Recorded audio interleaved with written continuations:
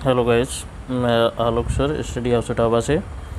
और आज आपका टेंस है प्रेजेंट इंडेफिनिट टेंस।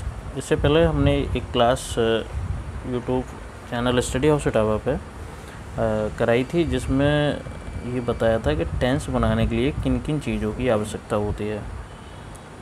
सब्जेक्ट है, ऑब्जेक्ट है, वर्ब्स है। तो आप डिटेल जानने के लिए अवश्य देखिए क्लास को।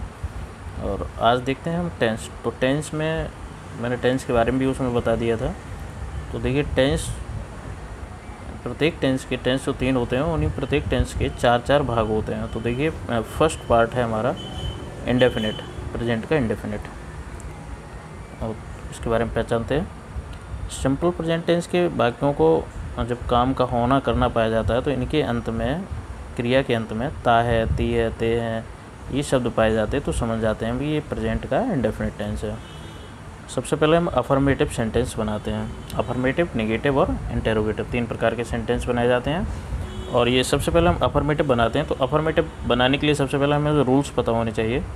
तो रूल्स जो है हमारे, वो है सब्जेक्ट। सब्जेक्ट अगर हमारे सिंगुलर है, थर्ड पर्सन है, तो उसके साथ वर्ब की फर्स्ट फॉर्म में हम एस या ई एस लगाएंगे।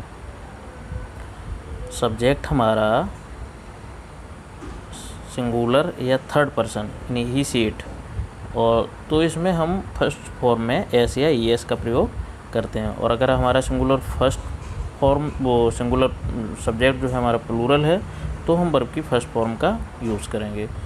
प्लूरल सब्जेक्ट में होने पर प्लूरल वर्ब होती है, तो इसलिए यहाँ पर प्लूरल वर्ब का मतलब हुआ जाए कि सिर्फ और सिर्फ फर्स्ट फॉर्म का यूज़ करते हैं। वहाँ पर हम एस या ई एस नहीं लगाएंगे।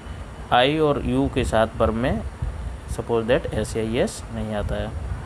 तो सिंपल प्रेजेंट का जो सिंपल, इसको हम पहले प्रेजेंट डेफिनेट को पहले हम सिंपल प्रेजेंट कहते थे। वर्ब की मेन फॉर्म यानी बेस फॉर्म को ही हम फर्स्ट फॉर्म कहते हैं, और वो सदैव प्लूरल होती है। कैसी होती है? प्लूरल होती है। और इसे सिंगुलर बनाने के लिए हमें एस या ई एस लगाना होता है। तो देखिए कि इसके कुछ एग्जाम्पल्स दिए गए हैं, उनको समझने की ज़रूरत है। अफर्मेटिव के जैसे मैं अपना पाठ याद करता हूँ, तो मैं सब्जेक्ट प्लूरल है। देखिए फिर से समझ लीजिएगा, मैंने पीछे पढ़ाया था सिंगुलर और प्लूरल। तो सिंगुलर सब्जेक्ट जो होते हैं वो होते हैं ही, सी, इट और किसी का नाम। इसके अलावा जो कुछ होता है वो सब प्लूरल होता है। तो यहाँ पर दिया गया है कि मैं अपना पाठ याद करता हूँ, तो मैं सब्जेक्ट आई, याद करता हूँ, ता हूँ मिल रहा है, ता है, ती है, ते हैं जब मिलते हैं, तो और जब कोई कार्य होना पाया जाता है तो वो हमारा प्रेजेंट होता है। तो यहाँ पर मैं अपना पाठ याद करता हूँ, तो आई लर्न, याद करना की लर्न, अपना पाठ आई के साथ अपने के अंग्रेजी में आई, और पाठ लेसन, तो आई लर्न माय लेसन। इसी तरीके से गीता एक मधुर गीत गाती है, गीता या सीता, तो सीता गाती है। अब चूँकि सीता सिंगुलर है तो सिंगुलर वर्ब ही यूज होगी। तो यहाँ पर सिंगुलर वर्ब का मतलब है वर्ब की फर्स्ट फॉर्म में हम एस या ई एस लगाने से उसको हम सिंगुलर बना लेते हैं। तो सीता के साथ में सिंग्स, सिंग आएगा, सिंग में हम एस लगा देंगे तो क्या हो जाएगा? सिंग्स। तो सीता सिंग्स आ, मधुर की होती है स्वीट, और सॉन्ग होता है गीत। तो सीता सिंग्स आ स्वीट सॉन्ग। तुम एक पत्र लिखते हो, ये प्लूरल हो गया जाके, तो यू राइट आ लेटर, इसमें वर्ब की फर्स्ट फॉर्म ही यूज होगी। वे अपना पाठ याद करते, वे प्लूरल है, वे का दे, याद करना की लर्न, और दे प्लूरल था इसलिए वर्ब भी लर्न प्लूरल रहेगी। और प्लूरल वर्ब का मतलब होता है जाके वर्ब की फर्स्ट फॉर्म यूज होती है। तो दे लर्न, और दे के साथ अपने की अंग्रेजी देयर आती है, इसलिए दे लर्न देयर लेसन। वह स्कूल जाता है, तो ही गोज़ टू स्कूल, वह सिंगुलर था इसलिए गो में ई एस लगा दिया गया। हम हॉकी खेलते हैं, हम प्लूरल है इसलिए वर्ब की फर्स्ट फॉर्म यानी प्लूरल वर्ब आएगी, तो बी प्ले हॉकी। तो इस प्रकार से इसके एग्जाम्पल सी हो जाएगी। अब देते हैं नेगेटिव पे आते हैं। तो नेगेटिव में कुछ नहीं है, समझने की ज़रूरत है सिर्फ। इसमें एक वचनकर्ता के साथ वर्ब की फर्स्ट फॉर्म का यूज़ होता है, और सिंगुलर सब्जेक्ट के साथ जो हेल्पिंग वर्ब होगी वो हमारी डज नॉट का प्रयोग किया जाता है। और प्लूरल कर्ता के साथ जो आई बी यू वगैरह, आई बी यू दे होते हैं, इनके साथ में वर्ब की फर्स्ट फॉर्म ही यूज़ होगी, बट इसमें जो हेल्पिंग वर्ब होगी वो हमारी डू नॉट यूज़ होगी। ध्यान रखने की इतनी सी बात है। और अगर कभी नहीं वर्ड आता तो कभी नहीं के लिए हम नेवर लगाते हो, और जब नेवर का यूज़ करते हैं तो डू नॉट और डज नॉट का प्रयोग नहीं किया जाता है। इतना ध्यान रखिए, वो सिंपल प्रेजेंट की तरह बनेगा, यानी अफर्मेटिव की तरह बनेगा। मैं अपना पाठ याद नहीं करता हूँ, तो मैं आई प्लूरल है इसलिए डू नॉट लगाएंगे। आई डू नॉट, याद करना की लर्न, वो अपना part my lesson. I do not learn my lesson. Way hockey नहीं खेलते, डू नॉट प्ले हॉकी। वह एक पत्र नहीं लिखता, he does not write a letter. Sita एक मधुर गीत नहीं गाती है, सीता डज़ नॉट सिंगुलर था इसलिए डज़ नॉट लगाया। देखिए सेंटेंस वही है सब, बस अंतर इतना है कि हम यहाँ पर सिंगुलर के साथ में डज़ नॉट लगाते हैं और प्लूरल के साथ में डू नॉट का यूज़ करते हैं। जैसे हम अपनी किताब नहीं पढ़ते हैं तो we do not read our books. हम के साथ हम माने बी के साथ में अपने की अंग्रेजी अवर आती है, ही के साथ हिज आती है, सी के साथ हर आती है। वह कभी नहीं झूठ बोलता है, इसको समझ लीजिएगा, वह कभी झूठ नहीं बोलता है। तो कभी नहीं के लिए हम नेवर लगा देंगे। जब नेवर लगाते हैं तो डू नॉट और डज नॉट दोनों ही अंडरस्टूड हो जाते हैं। और सिंगुलर के साथ में याद रखिएगा, सिंपल प्रेजेंट का मतलब एफर्मेटिव की तरह जब बनाते हैं तो ही के साथ में ही जो है हमारा सिंगुलर है, इसलिए सिंगुलर वर्ब ही आएगी। इसका भी माइंड रखना होगा। जब हम डू नॉट और डज नॉट हटा देंगे तो वहाँ पर सिंगुलर वर्ब ही यूज़ होगी। सो दैट यहाँ पर टेल के साथ में एस का यूज़ किया गया है। तो इस प्रकार से ये बनेगा, ही नेवर टेल्स अ लाई। ठीक, इस प्रकार से ये हो जाएगा। अब आ जाते हैं इंटेरोगेटिव पर। तो देखिए इंटेरोगेटिव्स जो होते हैं वो दो प्रकार के होते हैं, टू टाइप्स होते हैं। एक होते हैं येस नो टाइप और दूसरे होते हैं WS टाइप।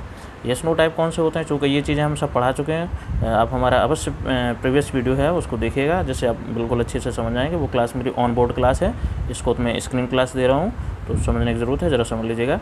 जैसे इंटरोगेटिव सेंटेंस में ही सी इट और एक वचनकर्ता के साथ में डज का प्रयोग करते हैं। और तो इसमें हम क्या करेंगे, ये येस नो होगा। येस नो का मतलब होता है जब हम क्या से, जो हिंदी वाक्य जो हमारा क्या से शुरू होगा तो उसका आंसर में यस या नो में देना पड़ेगा। जैसे क्या तुम स्कूल जाते हो, तो तुम आंसर दोगे नहीं मैं स्कूल नहीं जाता हूँ, या हाँ मैं स्कूल जाता हूँ, तो यस या नो।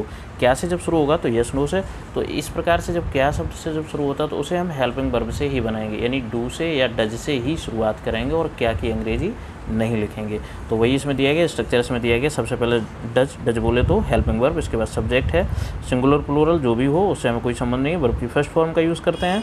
और सब्जेक्ट हमारा जो सिंगुलर के साथ में यहाँ पर डज लगाएंगे, प्लूरल नहीं। मतलब कहने का मतलब ये था कि वर्ब हमारी जो होगी वो हमारी फर्स्ट फॉर्म में यूज़ होगी। अब यहाँ पर सिंगुलर और प्लूरल वर्ब नहीं यूज़ होगी, बस इतनी बात बताना था। तो सबसे पहले हेल्पिंग वर्ब जो कि डज सिंगुलर सब्जेक्ट के लिए और वर्ब की फर्स्ट फॉर्म, इसके बाद ऑब्जेक्ट और अदर जो भी बचता है वो। इसी प्रकार से प्लूरल सब्जेक्ट के लिए क्या करेंगे, हम डू प्लस सब्जेक्ट और उसके साथ में जो भी सब्जेक्ट प्लूरल सब्जेक्ट में आते हैं वो लिखते हैं और वर्ब की फर्स्ट फॉर्म ही रखेंगे यहाँ पर, और इसके बाद ऑब्जेक्ट प्लस अदर में जो भी आता है वो लिख देंगे। तो देखिए आगे बढ़ते हैं। और रूल्स नंबर 3 है, अगर बताया था हमने सेकंड टाइप जो वो होता है हमारा WS टाइप। WS टाइप का मतलब ये होता है जब क्वेश्चन वर्ड वाक्य के बीच में आता है। जैसे वह स्कूल क्यों जाता है, वह स्कूल कैसे जाता है, वह स्कूल कब जाता है, इस प्रकार के अगर सेंटेंस होते हैं, इस प्रकार से अगर हमें पूछा जाता है तो होता क्या है कि क्वेश्चन वर्ड वाक्य के बीच में आते हैं। तो जब वाक्य के बीच में क्वेश्चन वर्ड आते हैं तो उनको हम सबसे पहले लिख लेते हैं, फर्स्ट में उन्हीं को लिख लेते हैं। जैसे कब आ गया तो कब की अंग्रेजी बहन होती है, बहन लिख लिया। इसके बाद हमें देखना होगा कि सब्जेक्ट हमारा सिंगुलर है या प्लूरल है। तो अगर सब्जेक्ट हमारा सिंगुलर है तो हम डज लगाएंगे, सब्जेक्ट प्लूरल है तो डू लगाएंगे। तो इसके बाद अगर इंटरोगेटिव है तो तुरंत ही सब्जेक्ट के बाद नॉट भी लगाते हैं, इसका भी माइंड रखिएगा।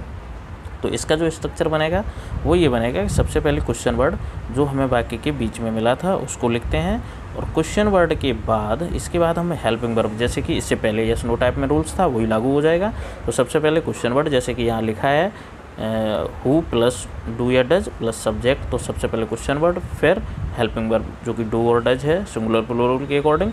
इसके बाद सब्जेक्ट है, अगर इंटेरोगेटिव है तो हम नोट लगा देंगे सब्जेक्ट के बाद। याद रखिएगा अगर इंटेरोगेटिव है तो हमें सब्जेक्ट के बाद में नोट लगाना होगा।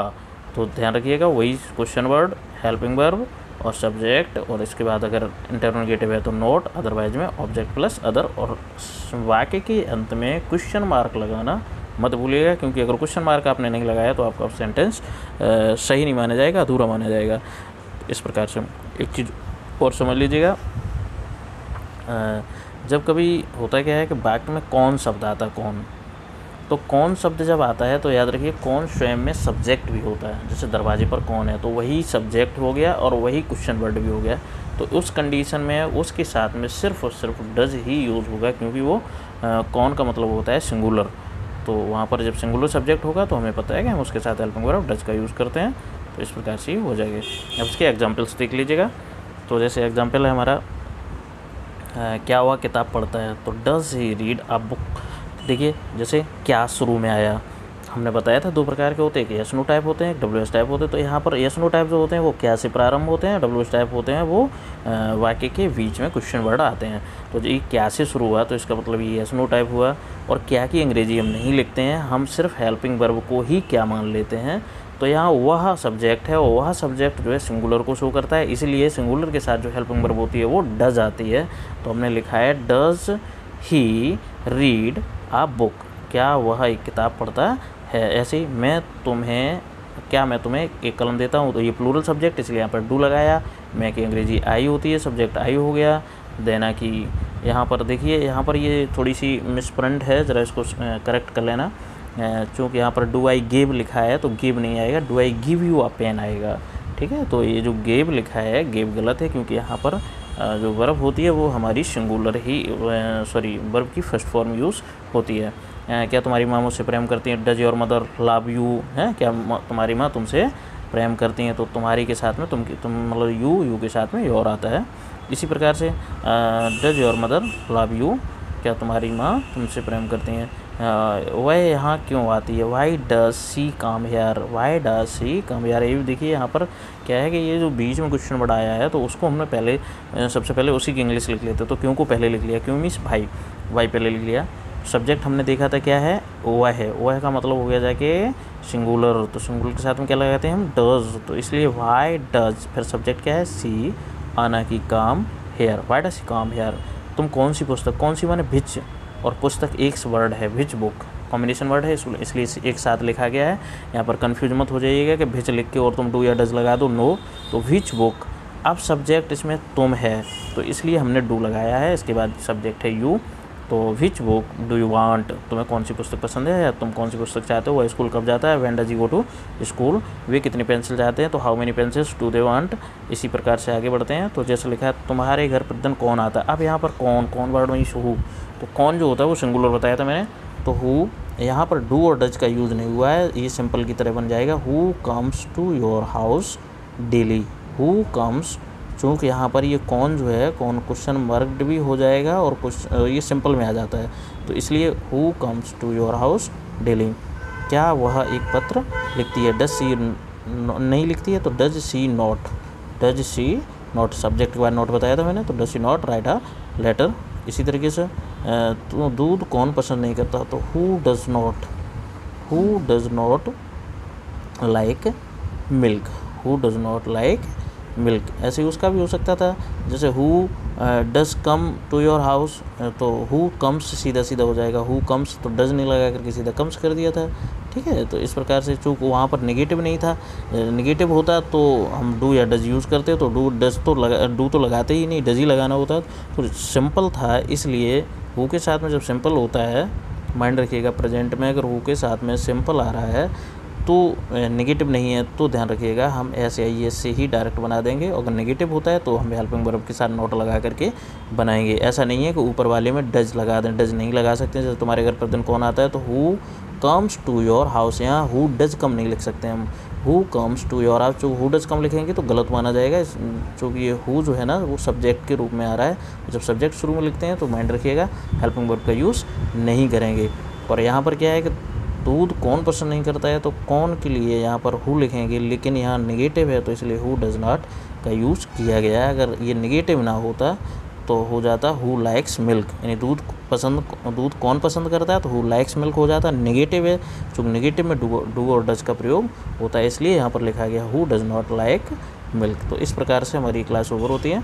नेक्स्ट क्लास देखने के लिए, नेक्स्ट टेंस को देखने के लिए आप बने रहिए हमारे साथ। और अगर चैनल सब्सक्राइब नहीं किया है तो चैनल सब्सक्राइब करिए, लाइक करिए एंड शेयर करिए। थैंक्स।